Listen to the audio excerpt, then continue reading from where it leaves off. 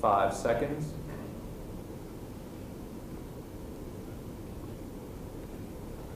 My fellow Americans, I must speak to you tonight about a mounting danger in Central America that threatens the security of the United States. This danger will not go away. It will grow worse, much worse, if we fail to take action now. I'm speaking of Nicaragua, a Soviet ally on the American mainland, only 2 hours flying time from our own borders.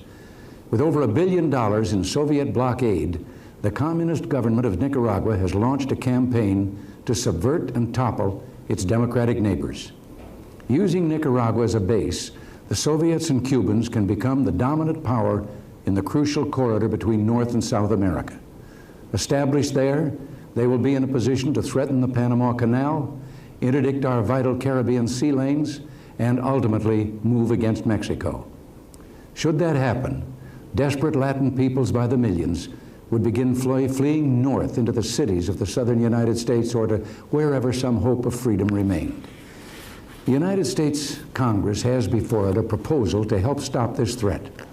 The legislation is an aid package of $100 million for the more than 20,000 freedom fighters struggling to bring democracy to their country and eliminate this communist menace at its source.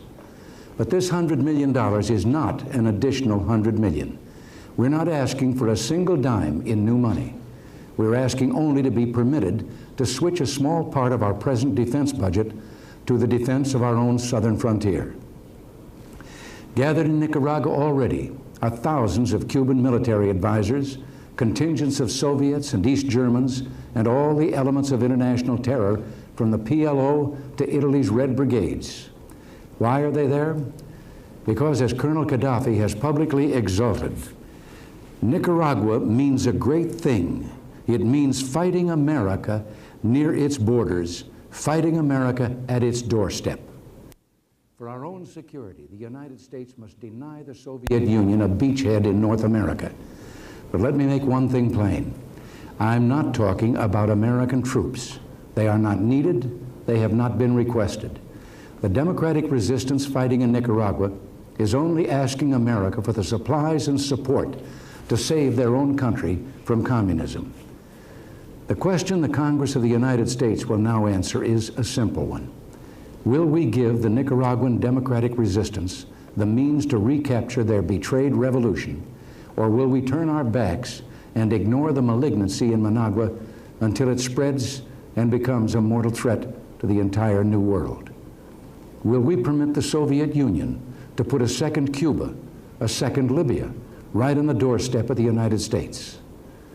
How can such a small country pose such a great threat?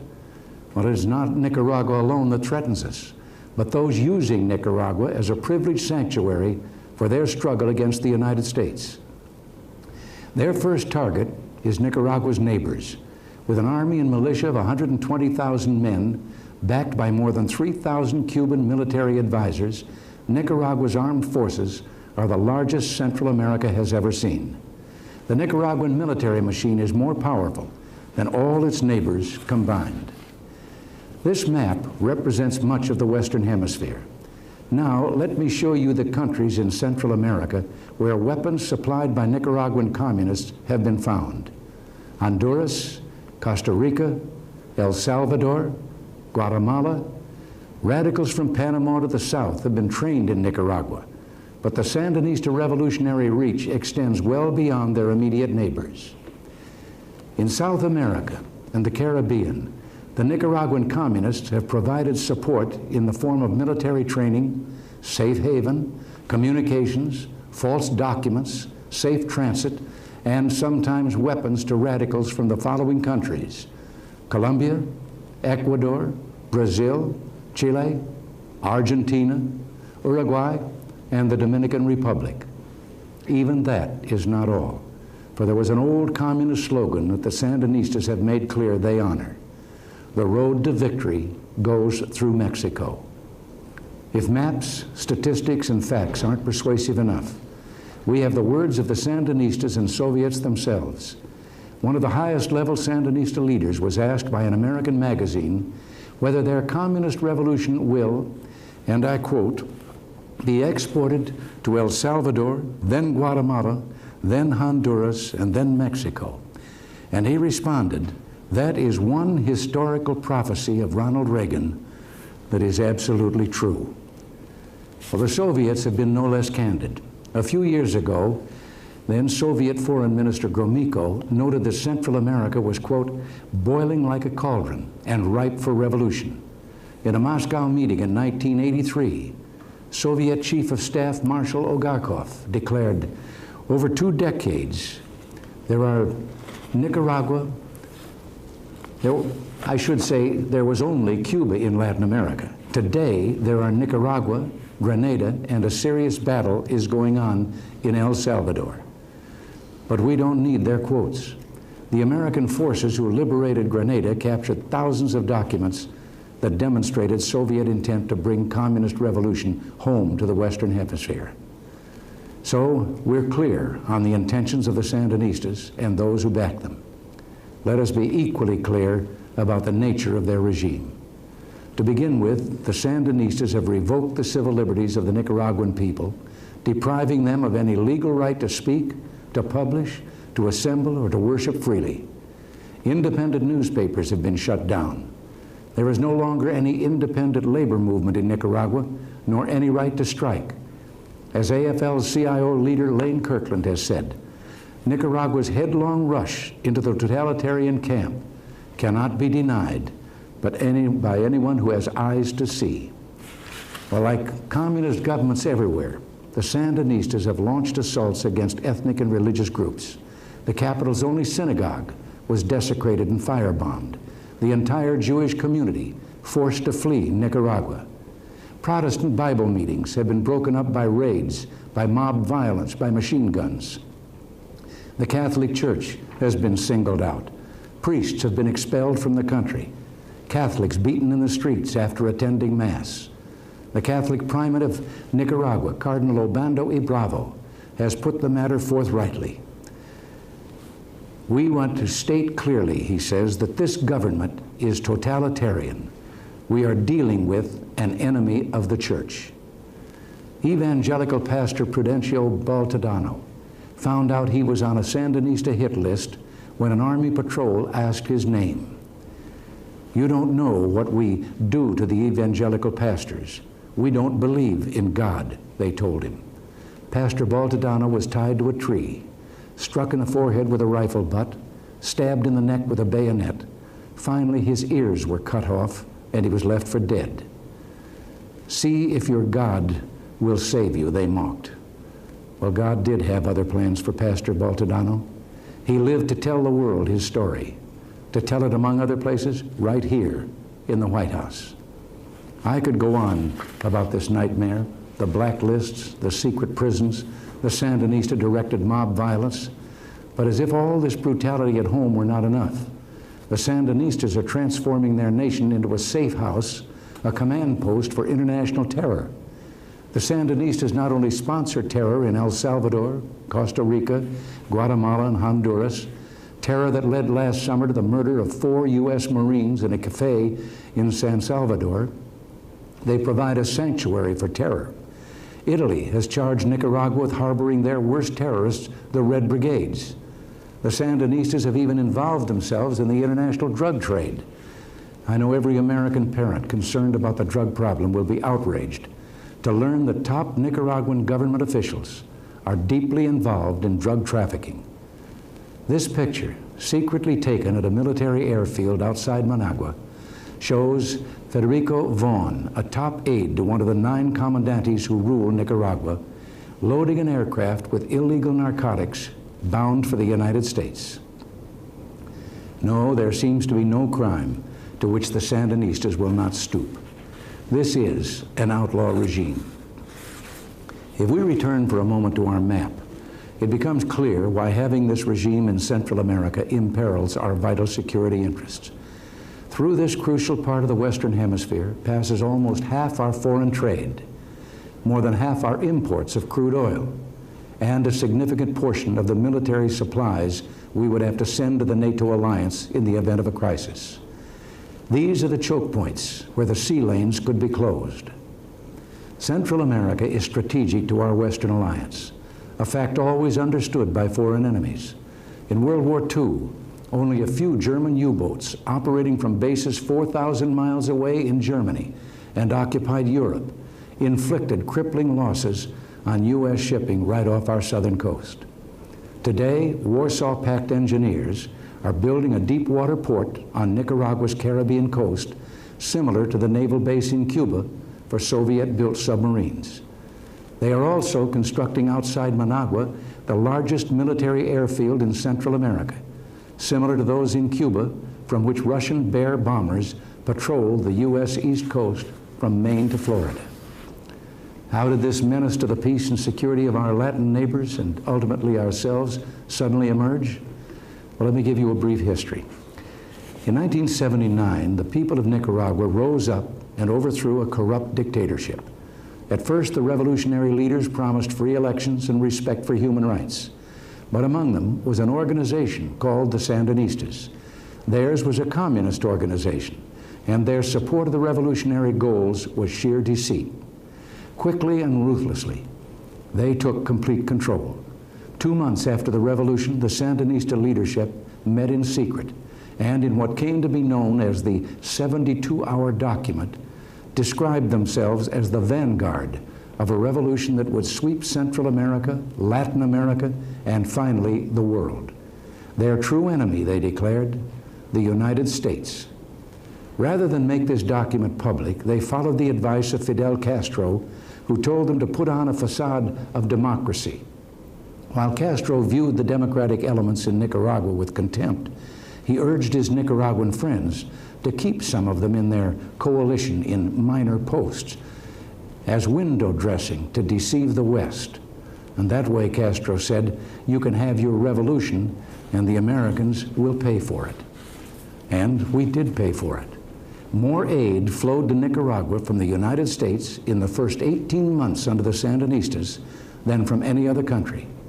Only when the mask fell and the face of totalitarianism became visible to the world did the aid stop. Confronted with this emerging threat, early in our administration, I went to Congress and with bipartisan support managed to get help for the nations surrounding Nicaragua. Some of you may remember the inspiring scene when the people of El Salvador braved the threats and gunfire of communist guerrillas, guerrillas directed and supplied from Nicaragua, and went to the polls to vote decisively for democracy. For the communists in El Salvador, it was a humiliating defeat. But there was another factor the communists never counted on, a factor that now promises to give freedom a second chance: the freedom fighters of Nicaragua. You see, when the Sandinistas betrayed the revolution, many who had fought the old Somoza dictatorship literally took to the hills and, like the French resistance that fought the Nazis, began fighting the Soviet bloc communists and their Nicaraguan collaborators. These few have now been joined by thousands. With their blood and courage, the freedom fighters of Nicaragua have pinned down the Sandinista army and bought the people of Central America precious time. We Americans owe them a debt of gratitude.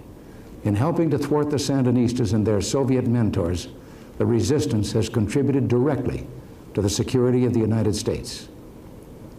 Since its inception in 1982, the democratic resistance has grown dramatically in strength. Today, it numbers more than 20,000 volunteers, and more come every day. But now, the freedom fighters' supplies are running short, and they are virtually defenseless against the helicopter gunships Moscow has sent to Managua. Now comes the crucial test for the Congress of the United States. Will they provide the assistance the freedom fighters need to deal with Russian tanks and gunships, or will they abandon the democratic resistance to its communist enemy? In answering that question, I hope Congress will reflect deeply upon what it is the resistance is fighting against in Nicaragua. Ask yourselves, what in the world are Soviets, East Germans, Bulgarians, North Koreans, Cubans, and terrorists from the PLO and the Red Brigades doing in our hemisphere, camped on our own doorstep? Is that for peace? Why have the Soviets invested $600 million to build Nicaragua into an armed force almost the size of Mexico's, a country 15 times as large and 25 times as populous? Is that for peace? Why did Nicaragua's dictator, Daniel Ortega, go to the Communist Party Congress in Havana and endorse Castro's call for the worldwide triumph of communism? Was that for peace? Some members of Congress ask me, why not negotiate? That's a good question, and let me answer it directly. We have sought and still seek a negotiated peace and a democratic future in a free Nicaragua. 10 times we have met and tried to reason with the Sandinistas. 10 times we were rebuffed. Last year, we endorsed church-mediated negotiations between the regime and the resistance. The Soviets and the Sandinistas responded with a rapid arms buildup of mortars, tanks, artillery, and helicopter gunships. Clearly, the Soviet Union and the Warsaw Pact have grasped the great stakes involved, the strategic importance of Nicaragua. The Soviets have made their decision to support the communists. Fidel Castro has made his decision to support the communists. Arafat, Gaddafi, and the Ayatollah Khomeini have made their decision to support the communists. Now, we must make our decision. With Congress' help, we can prevent an outcome deeply injurious to the national security of the United States. If we fail, there will be no evading responsibility. History will hold us accountable. This is not some narrow partisan issue. It's a national security issue, an issue on which we must act not as Republicans, not as Democrats, but as Americans. 40 years ago, Republicans and Democrats joined together behind the Truman Doctrine. It must be our policy, Harry Truman declared, to support people struggling to preserve their freedom. Under that doctrine, Congress sent aid to Greece just in time to save that country from the closing grip of a communist tyranny. We saved freedom in Greece then, and with that same bipartisan spirit, we can save freedom in Nicaragua today. Over the coming days, I will continue the dialogue with members of Congress, talking to them, listening to them, hearing out their concerns. Senator Scoop Jackson, who led the fight on Capitol Hill for an awareness of the danger in Central America, said it best. On matters of national security, the best politics is no politics. You know, recently, one of our most distinguished Americans, Claire Booth Luce, had this to say about the coming vote. In considering this crisis, Mrs. Luce said, my mind goes back to a similar moment in our history. Back to the first years after Cuba had fallen to Fidel. One day during those years, I had lunch at the White House with a man I'd known since he was a boy, John F. Kennedy. Mr. President, I said, no matter how exalted or great a man may be, history will have time to give him no more than one sentence. George Washington, he founded our country. Abraham Lincoln, he freed the slaves and preserved the Union. Winston Churchill, he saved Europe.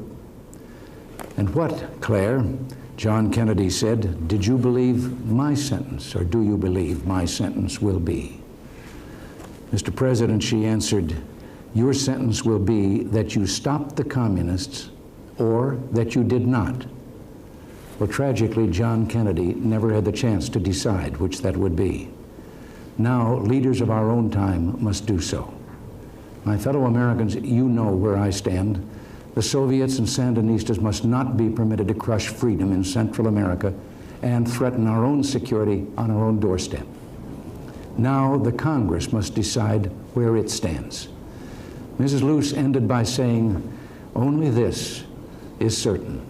Through all time to come, this, the 99th Congress of the United States, will be remembered as that body of men and women that either stopped the communists before it was too late or did not. So tonight, I ask you to do what you've done so often in the past. Get in touch with your representative and senators and urge them to vote yes. Tell them to help the freedom fighters. Help us prevent a communist takeover of Central America. I have only 3 years left to serve my country, 3 years to carry out the responsibilities you entrusted to me, 3 years to work for peace. Could there be any greater tragedy than for us to sit back and permit this cancer to spread, leaving my successor to face far more agonizing decisions in the years ahead? The freedom fighters seek a political solution. They are willing to lay down their arms and negotiate to restore the original goals of the revolution, a democracy in which the people of Nicaragua choose their own government. That is our goal also, but it can only come about if the democratic resistance is able to bring pressure to bear on those who have seized power.